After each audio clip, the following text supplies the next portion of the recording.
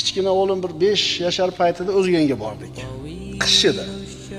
Bir sayohat qatori borib, o'sha yerda alinaqa bir do'lta-po'lta qilib olib kelamizda bordik. Aravada qishki kunida bitta shu bomj o'tiribdi. Qo'lida non.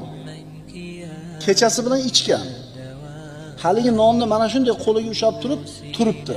Qarasam bir ibratli holat bo'lib qoldi. Bir chekkaga o'tib turib, o'g'limga qarab turing deyapman. Qarab turdik. 2-3 minut tomosha qilib turdik. Haligi qo'l og'ziga nonni olib kela olmayapti. Endi o'shini yesa, sal quvvatga kirib, arava itarib 3-4 so'm topib, bir ovqat yeb qo'liga. Shu qo'li itoat qilmayapti. Nonni og'ziga olib kela olmay, shunday qarab turibdi. Turdik, anchagacha turdik.